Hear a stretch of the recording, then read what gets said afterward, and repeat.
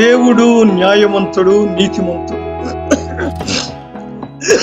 ఇంకొక అంశం కూడా ఉంది, దేవుడు రోషము గలవాడు. ఈ అంశాలను మనం చూద్దాం.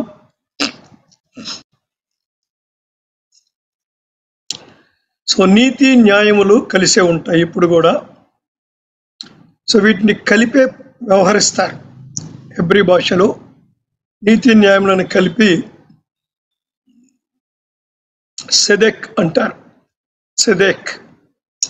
సో గ్రీకులో డెకోయియోస్ అని అంటారు. సో ఈ రెండు మాటలు కలిసే ఉంటాయి. అందుకే మోషేతో ఇలా అంటాడు. మోషే 32:4 ద్వితీయోపదేశం, ఆయన చర్యలనియో న్యాయములు, ఆయన నిర్దోషి అయి నమ్ముకునదగిన దేవుడు, ఆయన నీతి పరుడు అని అంటాడు. సో దేవుడు న్యాయము నీతి కలిగినటువంటి వాడు. సో నీతిని ఎలా అర్థం చేసుకోవాలి? నీతి రెండు రకాలుగా ఉంటుంది. ఒక దానిని సాపేక్ష నీతి అంటారు, రెండవ దానిని పరిపూర్ణ నీతి అంటారు. అంటే సాపేక్ష నీతి అంటే రిలేటివ్ రైచియస్నెస్, పరిపూర్ణ నీతి అంటే అబ్సల్యూట్ రైచియస్నెస్. సో సాపేక్ష నీతి అంటే మనిషి మరొక మనిషితో పోల్చుకొని నేను నీతిమంతుడను, లేదా నా నీతి ఎక్కువ, లేదా నా నీతి నీ నీతి కన్నా తక్కువ అని పోల్చుకోవడం. పరిపూర్ణ నీతి, అబ్సల్యూట్ రైచియస్నెస్ అనగా దేవుని నీతి, దేవుని న్యాయము, దేవుని నీతిని అనుసరించి ఉంటుంది. ఇప్పుడు కూడా దేవుని యొక్క న్యాయము, దేవుని యొక్క నీతిని అనుసరించి ఉంటుంది. సో పరిపూర్ణ నీతి అనేది దేవుని నీతి. దేవుని ధర్మశాస్త్రము దేవుని నీతిని ప్రతిఫలిస్తుంది. దేవుని వాక్యము నీతిని ప్రకటిస్తుంది. దేవుని నీతి చాలా వచనాలు ఉన్నాయి. నీ న్యాయ విధులు యథార్థములు, నీ శాసనములు శాశ్వతమైన నీతి గలవి, నీ ఆజ్ఞలన్నీయు న్యాయములు. సో దేవుని యొక్క వాక్యములో దేవుని నీతి కనపడుతుంది, దేవుని యొక్క న్యాయము కనపడతా ఉంది. సో దేవుడు ధర్మశాస్త్రాన్ని అనుసరించి తీర్పు తీరుస్తాడు. దేవుడు పరిశుద్ధుడు, పాపాన్ని సహించలేడు.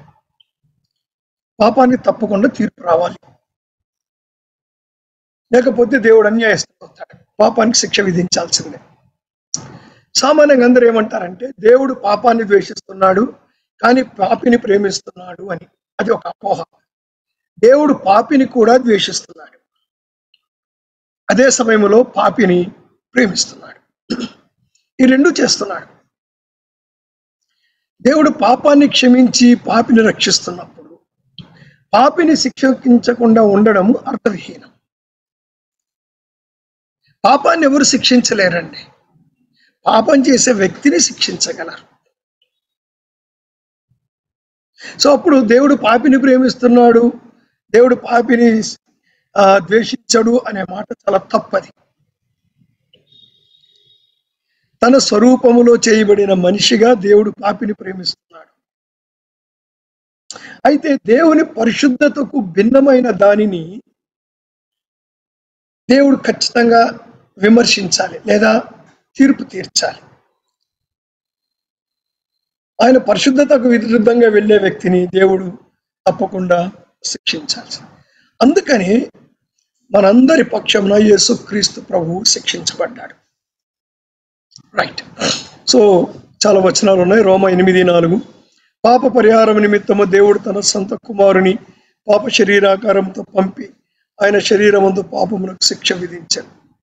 రోమా 3:25-26, పూర్వము చేయబడిన పాపములను దేవుడు తన ఓరిమి వలన ఉపేక్షించినందున ఆయన తన నీతిని కనపరచవలనని క్రీస్తు యేసు రక్తముల విశ్వాసం ద్వారా ఆయనను కరుణాధారముగా బయలుపరిచాడు. సో ఇప్పుడు న్యాయము అనే మాట దగ్గరికి వద్దాం. ఇది అర్థం చేసుకుందాం. రెండు రకాల న్యాయం ఉంది దేవుడి దగ్గర. ఏంటంటే ఒక దానిని 2 types ఆఫ్ గాడ్స్ జస్టిస్. ఒక దానిని ఏమంటారంటే అధికారిక న్యాయము, రెక్టోరియల్ జస్టిస్. రెక్టోరియల్ జస్టిస్ అంటారు. అంటే అధికారిక న్యాయం. అధికారిక న్యాయం అంటే రెక్టోరల్, పరిపాలకుడు. మామూలుగా మనం యూనివర్సిటీస్లో అక్కడిక్కడ మాట వింటాం కదా, రెక్టర్ అనే మాట. అలాగే పరిపాలకుడు. సో పరిపాలకునిగా విధించే న్యాయం. సో ధర్మశాస్త్రం ఎక్కడి నుంచి వచ్చింది? ఆ న్యాయములో నుంచే ధర్మశాస్త్రం వచ్చింది. సో ధర్మశాస్త్రం, యూదులకు ఇవ్వబడిన ధర్మశాస్త్రం, ఆయన ప్రభుత్వం అంటే ఏంటి, ఆయన అధికారం ఏంటి, ఆయన గవర్నమెంట్ అంటే ఏంటో అది తెలియచేస్తా ఉంది. అందుకే యెషయా అంటాడు 33:22లో, యెహోవా మనకు న్యాయాధిపతి, యెహోవా మన శాసనకర్త, మన రాజు. Is the rector, is the rector. So rectoral అధికారం, ప్రభుత్వాధినేతగా, అధికారం కలిగిన వాడుగా ఆయన న్యాయాధిపతి, ఆయన శాసనకర్త. మిగిలిన వచనాలు కూడా చూడవచ్చు. రెండవది డిస్ట్రిబ్యూటివ్ జస్టిస్ అంటాం. అంటే వినియోగ న్యాయము అంటాం. వినియోగ న్యాయం అంటే దేవుడు మనుషులకు తీర్పు తీర్చే న్యాయం. ఆ న్యాయం కొందరికి దుఃఖాన్ని కలిగించవచ్చు, కొందరికి సంతోషాన్ని కలిగించవచ్చు. సో శిక్షలు, బహుమానాలు ఇందులో ఇమిడి ఉంటాయి. ఈ తీర్పు పక్షపాతం లేకుండా జరుగుతుంది. యెషయా 3:10-11, రోమా 2:6, 2 పేతురు 1:17 అన్ని వచనాల తర్వాత చూడండి. సో వినియోగ న్యాయాన్ని ఫలితాన్ని బట్టి రెండుగా విభజిస్తాం, డిపెండింగ్ ఆన్ ద రిజల్ట్స్. ఒకదాన్ని ఏమంటారంటే ఉపకార న్యాయము అంటాం. రెమ్యునరేటివ్ జస్టిస్ అనగా దేవుడు తన మాటలు విని తనకు విధేయత చూపు వారి పట్ల వ్యవహరించే విధానం. వారికి తగిన బహుమతులను అనుగ్రహిస్తాడు. మానవులలో ఏ యోగ్యత లేదు, ఈ విషయం మనందరికీ బాగా తెలుసు. కానీ దేవుడు కొన్ని నిబంధనలు చేశాడు, కొన్ని వాగ్దానాలను ఇచ్చాడు. సో వాటిని అనుసరించి ఆయన కృపను బట్టి మనకు బహుమతులు ఇస్తాడు. ఎందుకంటే మనం నిష్ప్రయోజకమైన దాసులము, అది గుర్తుపెట్టుకోవాలి. రోమా 2:7, సత్క్రియను ఓపికగా చేయొచ్చు, మహిమను ఘనతను అక్షయతను వెతుకువానికి నిత్య జీవం ఇచ్చను. కీర్తన 50, నిశ్చయముగా నీతిమంతులకు ఫలము కలుగు. సో రెండవది రిట్రిబ్యూటివ్ జస్టిస్. రిట్రిబ్యూటివ్ జస్టిస్ అంటే దండన న్యాయం. రిట్రిబ్యూషన్, దండించుట. సో రోమా 1:18, దుర్నీతి చేత సత్యమును అడ్డగించు మనుషుల యొక్క సమస్త భక్తిహీనత మీదను దుర్నీతి మీదను దేవుని కోపము పరలోకము నుండి బయలుపరచబడుచున్నది అంటాడు రోమా 1:18. సో ఈ దండన న్యాయం ఏంటది? ఇది దేవుని కోపం యొక్క ప్రదర్శన. ఇక్కడ దండన న్యాయాన్ని గురించి మనం ఆలోచించేటప్పుడు, దేవుని యొక్క కోపము ప్రదర్శించబడుతున్నప్పుడు, లేదా దేవుడు తన కోపాన్ని చూపిస్తున్నప్పుడు, ఇక్కడ ఒక విషయాన్ని గుర్తు చేసుకోవాలి. ఇదేంటంటే ప్రైమరీగా దేవుని న్యాయం ప్రాథమికంగా దుష్టత్వాన్ని, పాపాన్ని శిక్షించే న్యాయమే గాని బహుమతుల కొరకు కాదు. బహుమతులు ఆయన కృప, దయ, కనికరము, వాగ్దానము, నిబంధనను అనుసరించి ఉంటాయి. సో దేవుని నీతి యొక్క ప్రదర్శన, దేవుని న్యాయము యొక్క ప్రదర్శన, దేవుని కోపం యొక్క ప్రదర్శన, అవి పాపానికి శిక్ష, ఆశీర్వాదము. శిక్ష, ఆశీర్వాదము, బహుమతి దేవుని కృప ప్రదర్శన. అనగా శిక్ష దేవుని ఉగ్రత ప్రదర్శన, కోపము యొక్క ప్రదర్శన. ఆశీర్వాదము, బహుమతి దేవుని యొక్క కృపా ప్రదర్శన. దేవుని నీతి ప్రదర్శన గురించి ఆలోచన చేద్దాం. Exhibition of God's righteousness. So రోమా 1:18 ఇలా ఉంది. అయితే సత్యమును అడ్డగించు మనుషుల యొక్క సమస్త భక్తిహీనత మీదను దుర్నీతి మీదను దేవుని కోపము పరలోకము నుండి బయలుపరచబడినది. అదే రీతిగా దేవుని యొక్క నీతి కూడా బయలుపరచబడింది. ఆ నీతి యేసుక్రీస్తు విశ్వాసం మూలమైనదై నమ్మిన వారందరికీ కలుగు దేవుని నీతి అయి ఉన్నది.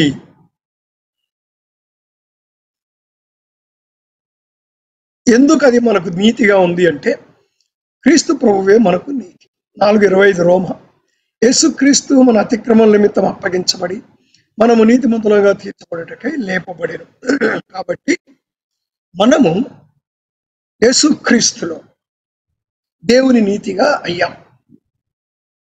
అంటే యేసులో మన నీతిని మనం సంపాదించుకోలేదు, లేదా మనకున్న నీతిని ఎక్కువ చేసుకోలేదు, దాని అర్థం అది. కానీ దేవుని నీతిని సంపాదించుకున్నాం. అది ఉచితముగా దేవుడు అనుగ్రహించిన వరం. మరొక విషయం చూస్తున్నాం, దేవుడు రోషము గలవాడు. God is jealous. So what is the definition? కొద్దిగా అర్థం చేసుకోవాలి ఈ మాట, మిగిలిన మాటలు ఈజీగా అర్థమవుతాయి. దేవుని రోషం అంటే ఏంటి? దేవుని రోషం అనగా దేవుడు తన యొక్క ఘనతను కాపాడుకుంటూనే, జనరల్గా ఇంగ్లీష్లో జెలసీ అంటారు. జెలసీ అంటే జనరల్గా మనం అసూయ అనే అర్థంలో వాడుకుంటాం దాని ఆ పదాన్ని. కానీ నిజానికి జెలసీ అంటే రోషము అని అర్థం అండి. సో దేవుని రోషము, what is the jealousy of God?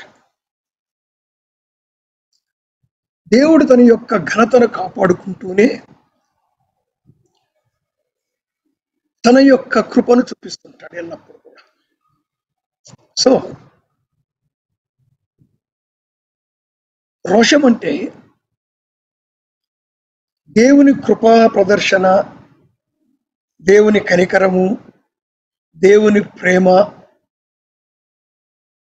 ఇవన్నీ కూడా ఉన్నాయి. ఎందుకంటే నీతిమంతుల పట్ల కూడా దేవుడు రోషం కలిగి ఉన్నాడు కనుక వాళ్ళకి నేను ఇస్తానన్నది ఇస్తాడు.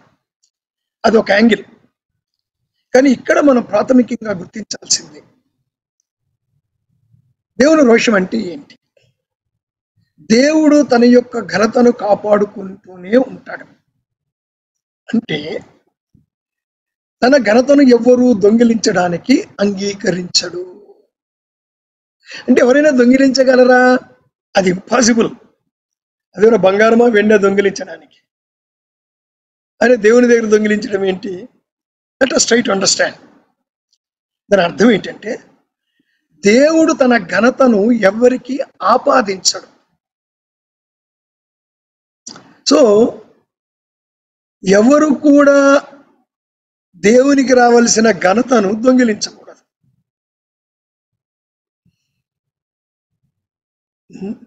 మనం ఏమి చేసినా అది దేవుని కృప. మన దగ్గర ఏమున్నా అది దేవుని కృప. సో మనల్ని ఎవరు పొగిడే అవసరం లేదు, పొగిడించుకునే అవసరం లేదు. పొగిడించుకోవాలి అనుకుంటే దేవునికి రోషం తెప్పించాలి. ఎవరైనా మనల్ని పొగడకపోతే వాళ్ళ మీద మనం కోపం తెచ్చుకుంటే మనం దేవునికి రోషం తెప్పిస్తున్నాం. ఇట్స్ వెరీ డేంజరస్ ఇష్యూ ఇది. పొగడితే చాలా తీయగా ఉంటుంది, మధురంగా ఉంటుంది, కానీ అదే సమయంలో చాలా చేదుగా ఉంటుంది, బాధగా కూడా ఉంటుంది. ఎందుకంటే దేవుని రోషము గుర్తుపెట్టుకోవాలి. సో రోషము, ఆసక్తి, ఈ రెండు మాటలు ఉన్నాయి బైబిల్లో. They are used as synonyms, పర్యాయ పదాలుగా వాడబడ్డాయి. అంటే ఇది మామూలు ఆసక్తి కాదు, దహించే ఆసక్తి. ఇంగ్లీష్లో జెలసీ. జెలసీ యొక్క ప్రతికూల లేదా అభావిక అర్థము అసూయ. ద నెగిటివ్ సైడ్ అసూయ. దేవునికి అసూయ ఉందా? ఉండదు. జెలసీకి మరో అర్థం కూడా ఉంది, అది సానుకూల లేదా ప్రభావిక అర్థము అంట, పాజిటివ్. దాన్నే రోషము అంటారు. So jealousy of God is always a positive jealousy. Man's jealousy is always a negative jealousy most of the time. అసూయకు రోషానికి తేడా అర్థం కావడానికి ఒక ఉదాహరణ ఇస్తాను. భార్యాభర్తలలో ఎవరైనా ఒక భాగస్వామి మరొకరికి అవిధేయత చూపిస్తే, గౌరవించకపోతే, బాధ్యత చూపకపోతే భాగస్వామికి రోషం రావడం సహజం. అయితే ఒక భాగస్వామి మరొక వ్యక్తితో వైవాహిక లైంగిక సంబంధం ఏర్పరచుకుంటే మరొక వ్యక్తిపై మోసగించబడిన భాగస్వామికి అసూయ కలగదు కానీ రోషం వస్తుంది. ఆ రోషాగ్ని ఎదుట వ్యక్తి మీద, తన భాగస్వామి మీద ప్రదర్శించబడుతుంది. తనను నమ్మిన ప్రజలు, తాను సృష్టించిన ప్రజలు తనను వీడి హస్తకృతములైన వాటి తట్టు తిరిగినప్పుడు దేవునికి కలిగేది రోషం, అసూయ కాదు. 10 ఆజ్ఞలలో మొదటి ఆజ్ఞ ఇదే.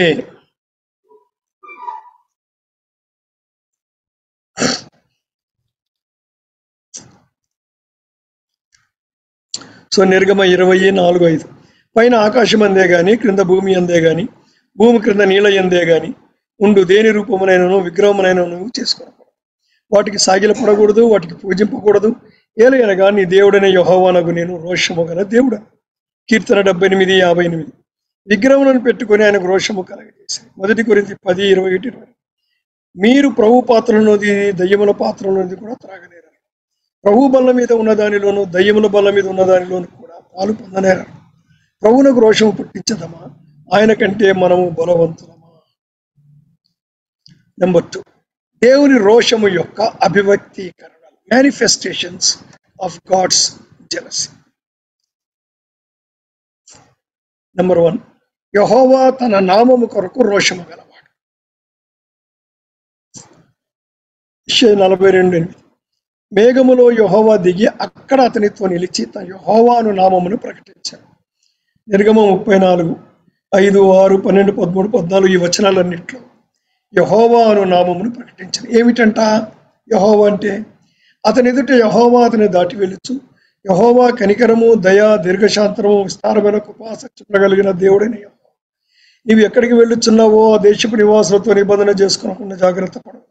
ఒకవేళ అది నీ కురి కావచ్చు. కాబట్టి మీరు వారి బలిపీఠలను పగలగొట్టి, వారి బొమ్మలను పగలగొట్టి, వారి దేవతా స్థానాలను పగలగొట్టాలి. ఏలయనగా వేరొక దేవునికి నమస్కారం చేయవద్దు. ఆయన నామము రోషము గల యెహోవా, ఆయన రోషము గల దేవుడు. సో యెహోవాను నేనే నా నామము, ఇదే నా నామము, మరి ఎవనికి నా మహిమను నేను ఇచ్చువాడును కాను. నాకు రావాల్సిన స్తోత్రమును విగ్రహములకు చెందనీయాలి. ఏహెచ్కేలు 39:20 నా పరిశుద్ధ నామమును బట్టి రోషము కలిగిన వాడనై. So he is jealous of his name. యెహోవా తన పట్టణము విషయము, తన ప్రజల విషయము రోషము గలవాడు. సో ఈ వాక్య భాగాలు చూస్తే ఇక్కడ జెలస్ అంటే రోషం. యెరూషలేము పట్ల, యూదుల పట్ల ఆయన రోషం కలిగిన వాడిగా ఉన్నాడు. సో చాలా వచనాలు మనకు కనపడతాయి. మరొక విషయాన్ని చూస్తున్నాం, దేవుడు ఆగ్రహము గలవాడు. సో దేవుడు న్యాయం గలవాడు, దేవుడు నీతి గలవాడు, దేవుడు రోషము గలవాడు, దేవుడు ఆగ్రహము గలవాడు.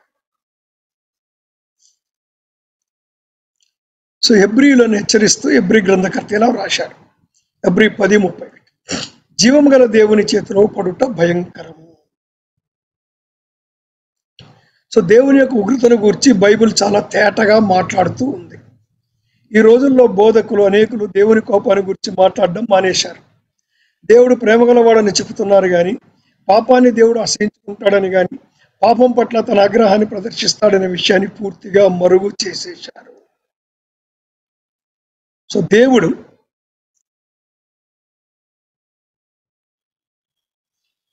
ఐగుప్తును తెగుళ్లతో మత్తడం ద్వారా తెగుళ్లు పంపించి వాళ్ళని హింసించాడు. దేవుడు ఫరో సైన్యాన్ని హతం చేయడం ద్వారా దేవుడు తన ఆగ్రహాన్ని చూపించాడు. అదే సమయంలో ఇదంతా ఎవరెందుకు చేశాడు? ఇశ్రాయేలు ప్రజల కొరకు చేశాడు.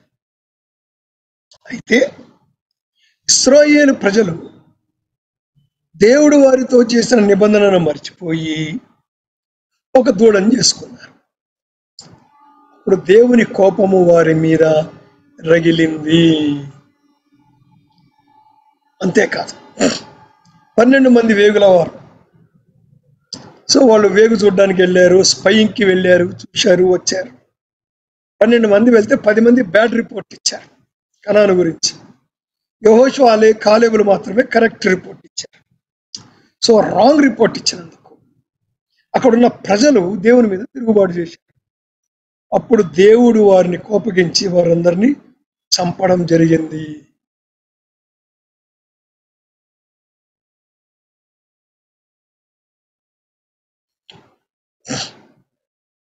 దేవునిని ఎరుగని అన్యజనుల పట్ల దేవుని యొక్క ఉగ్రతను గూర్చి కీర్తనల గ్రంథము చెప్తా ఉంది. కొద్దిమంది బోధ ఏమిటంటే పాత నిబంధన దేవుడు ఆగ్రహవంతుడైన దేవుడు, కృత నిబంధన దేవుడు ప్రేమామయుడు అంటారు. కాదండి, ఇది ఒక భిన్నమైన బోధ. దేవుడు నిన్న నేడు నిరంతరం ఒకే రీతిగా ఉన్నాడు. ఆయన స్వభావములో ధర్మములో మార్పు లేదు. కృత నిబంధనలో దేవుని యొక్క ఉగ్రతను గురించి అనేక వాక్య భాగాలు ఉన్నాయి. యోహాను 3:36 చూడండి. కుమారుని యందు విశ్వాసం ఉంచువాడు నిత్య జీవము గలవాడు, కుమారుని విధేయుడు కానివాడు జీవము చూడడు గాని దేవుని ఉగ్రత వాని మీద నిలిచిందని కొత్త నిబంధనలో చెప్తున్నారు అని యేసు ప్రభువే చెప్పాడు. పౌలు దేవుని ఉగ్రతను గురించి అనేక సార్లు ప్రస్తావించాడు. ఎన్ని వచనాలు చూడవచ్చు. ఇవన్నీ యోహాను కూడా. బాప్తిస్మం ఇచ్చే యోహాను తను బోధించిన తక్కువ మాటలలో దేవుని ఉగ్రతకు ప్రాధాన్యత ఇచ్చాడు. లూకా, పేతురు, యూద, ప్రేమ అపోస్తలుడు, అపోస్టల్ ఆఫ్ లవ్ అంటారు యోహానుతో సహా. వీళ్ళందరూ దేవుని యొక్క ఉగ్రతను గురించి బోధించారు.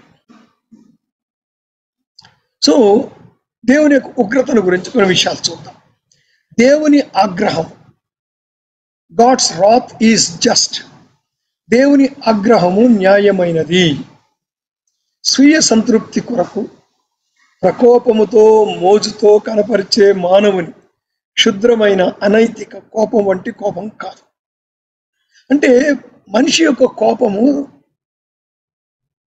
తన ఈగోని సాటిస్ఫై చేసుకోవడానికి, లేకపోతే మోజుతో, లేకపోతే చెడ్డ ఉద్దేశాలతో మనిషి తన కోపాన్ని ప్రదర్శిస్తాడు. కానీ బైబిల్లోని కోపము, దేవుని యొక్క కోపము, ఆ ఆగ్రహం అనైతికకు వ్యతిరేకంగా న్యాయబద్ధమైనది, అవసరమైనది. దేవుని యొక్క ఆగ్రహం, అనైతికత దేవుని కోపం యొక్క లక్ష్యం. So the object of God's wrath is immorality. God's wrath in Bible is never that capricious, self-indulgent, irritable, morally ignorable thing that human anger so often is. It is instead a right, a necessary reaction to objective moral evil అని అంటాడు J.I. Packer knowing God అనే తన పుస్తకం. రోమా 2:5 నీ కాఠిన్యమును మర్చిపోందని, మార్పు పొందని నీ హృదయమును అనుసరించి ఉగ్రత దినమందు అనగా దేవుని న్యాయమైన తీర్పు బయలుపరచబడి దినమందు నీకు నీవే ఉగ్రతను సమకూర్చుకొనుచున్నావు. సామెతలు 24:12 మానవుని కోపానికి తగిన పాళ్లలో దేవుని ఉగ్రత చూపబడును. సెకండ్, దేవుని ఆగ్రహము మనకు భయాన్ని కలిగించాలి. God's wrath is fearful. యేసు ప్రభుతో సిలువ వేయబడిన దొంగ మరో దొంగను గద్దించాడు. లూకా 23:4 నీవు అదే శిక్షా విధిలో ఉన్నావు గనుక దేవునికి భయపడవా. యోహాను 3:36 కుమారుని విధేయత కానివాడు జీవము చూడడు గాని దేవుని ఉగ్రత వాని మీద నిలిచి ఉండును. యేసు ప్రభుని విశ్వసించని వారు నిత్యనాశనానికి పంపబడతారు కనుక దేవుని ఆగ్రహానికి మనుషులు భయపడాలి. దేవుని ఉగ్రత మార్పు లేనిది. సో దేవుని ఉగ్రత పాత నిబంధనలోను క్రొత్త నిబంధనలోను మార్పు లేనిదిగా ఒకేలాగా ఉన్నది. సేమ్ చేంజ్ లేదండి, సేమ్. పాత నిబంధన ఉగ్రత వేరు, కొత్త నిబంధన ఉగ్రత వేరు కాదు. పాత నిబంధనలో దేవుని ఉగ్రత ఏ రీతిగా వివరించబడిందో కొత్త నిబంధనలో కూడా అలాగే వివరించబడినది. కొత్త నిబంధనకు వచ్చేసరికి God's wrath has not weakened or diluted. దేవుని ఉగ్రత కృత నిబంధన కాలానికి వచ్చేసరికి నీరసించిపోలేదు, బలహీనపడలేదు. ఏ మార్పు లేకుండా అలాగే ఉన్నది. Because it's the same God.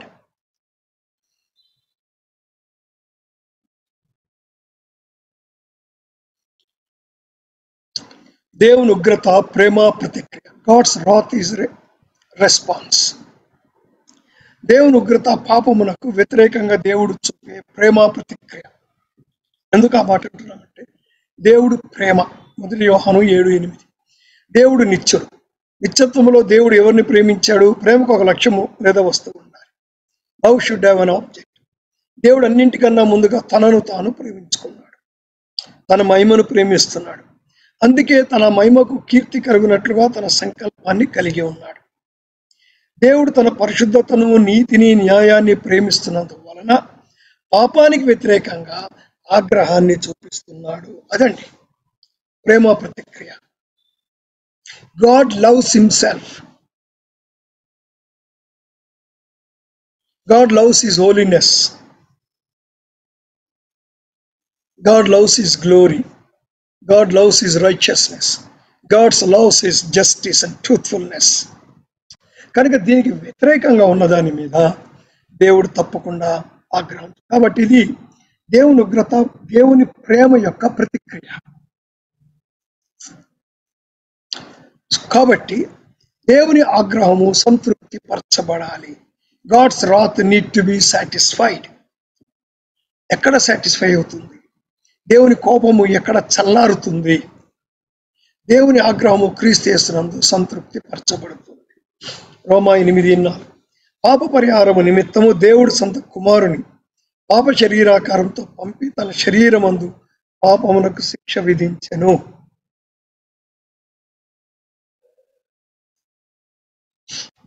క్రీస్తు యేసునందు మనము నీతిమంతులముగా తీర్చబడినట్లు ఆయన మన అతిక్రమముల నిమిత్తము మరణించి తిరిగి లేచి. దేవుని ఆగ్రహము యేసును విశ్వసించని వారి పట్ల అలాగే నిలిచి ఉంది. యేసుక్రీస్తు మరణించిన తర్వాత దేవుని ఆగ్రహము చల్లారినదని, ఇక అంతా ప్రేమే అని, లోకమంతటి కొరకు యేసు శాంతికరమై ఉన్నాడు గనక ఇక ఎవరికి నీ శిక్ష లేదని బోధించేవారు కూడా ఈ రోజుల్లో ఉన్నారు. కానీ యేసునందు విశ్వాసం ఉంచిన వారు దేవుని ఆగ్రహానికి గురి. ఈరోజు చాలా మంది టీవీ ప్రీచర్స్ ఇదే చెప్తున్నారండి. యేసు ప్రభులో దేవుని కోపం చల్లారిపోయింది కనుక ఇక అది అయిపోయింది, ఇంకెవరి మీద దేవుని కోపం లేదు.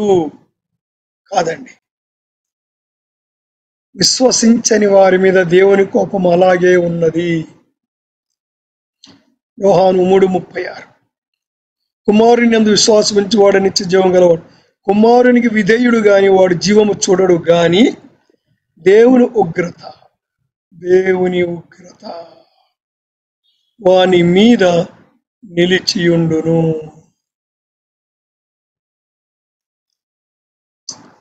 విశ్వాసునిపై కూడా దేవుని ఆగ్రహము కనపరచబడుతుంది. Even we cannot escape. ఇక్కడ we have escaped the eternal result of God's wrath, but we cannot escape the temporal result of wrath.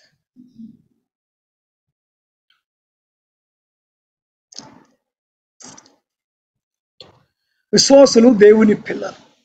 యేసు ప్రభు ద్వారా నీతిమంతులముగా తీర్చబడి విమోచించబడ్డాం. అతిక్రమములు క్షమించబడినను దేవుని ఆగ్రహము విశ్వాసుల పట్ల కనపడుతూనే ఉంటుంది. దేవుడు తన పరిశుద్ధత విషయములో రాజీ పడడు. పాపానికి శిక్ష విధించబడాల్సిందే కనుక విశ్వాసులు కుమారులుగా భూమిపైననే శిక్షించబడుతున్నారు. దీనిని శిక్ష అనరు గాని క్రమశిక్షణ అంటారు. Hebrews 12:8. కుమారులైన వారందరూ శిక్షలో పాలు పొందుతున్నారు. మీరు పొందని దుర్బీజులు గాని కుమారులు కాదు. సో మనం నీతిమంతులుగా తీర్చబడి విమోచించబడ్డాం. మన అతిక్రమాలు క్షమించబడ్డాయి. మనకు నరకం నుంచి విడుదల కలిగింది.